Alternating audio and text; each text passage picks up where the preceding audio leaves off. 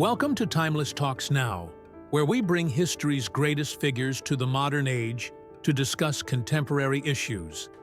I'm your host, Ethan Crosswell, and today we have the privilege of speaking with one of the most revered presidents in American history, Abraham Lincoln. President Lincoln, it's an honor to have you here with us. Thank you, Ethan. I find it most curious and humbling to speak in an era where my words can travel faster than the wind itself. I am eager to explore what your time calls politics and leadership. Indeed, Mr. President. Today, we will discuss something that has been a topic of great debate in the United States: the possibility of another term for former President Donald Trump. Given your leadership during one of the most divisive times in American history, how do you view the current state of the nation? Division, Ethan, is not unfamiliar to me. In my time, we stood on the precipice of dissolution, torn between values that sought to define our collective destiny. A house divided against itself cannot stand, as I once declared. The strength of a nation lies in its unity, not in its factions. If your country is now facing such divides, the question should not be about who leads, but how leadership can unite rather than divide. Some say Trump's leadership style is unconventional, to say the least. He is often seen as a populist who challenges traditional institutions and norms. How do you perceive such leadership in a democratic society? Leadership, Ethan, must be rooted in principle rather than popularity. The leader who seeks only the favor of the people without regard to truth and justice is akin to a ship without a compass, drifting aimlessly upon the tides of public opinion.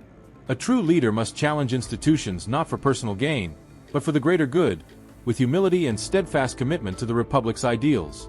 It is not enough to stir the hearts of men. One must also enlighten their minds. Many argue that Trump's America First policy prioritizes national interests above all else. During your presidency, you emphasized unity and justice for all.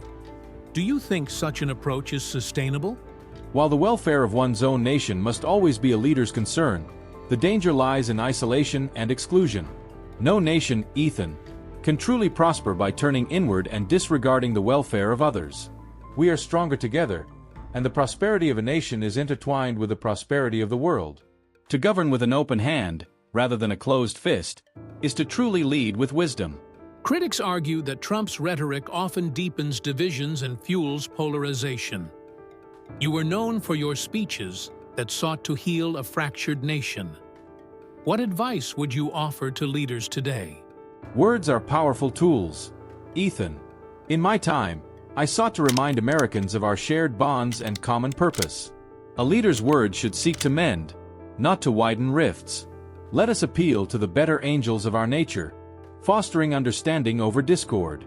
Words must be wielded with care, for they can shape the soul of a nation. President Lincoln, many Americans today feel disillusioned with their government and believe the system is rigged against them. What would you say to restore their faith in democracy? Ethan, democracy is a government of the people, by the people, for the people. But it requires vigilance, patience, and a commitment to justice from every citizen. If the people have lost faith in their institutions, then those institutions must be examined and strengthened, not abandoned. Democracy's greatest strength lies in the ability of its people to demand better and to actively participate in shaping their future. Finally, Mr. President, if you could offer one piece of advice to the next leader of the United States, what would it be? Lead with humility, Ethan. A great leader is not measured by the power they wield, but by the service they render to their people.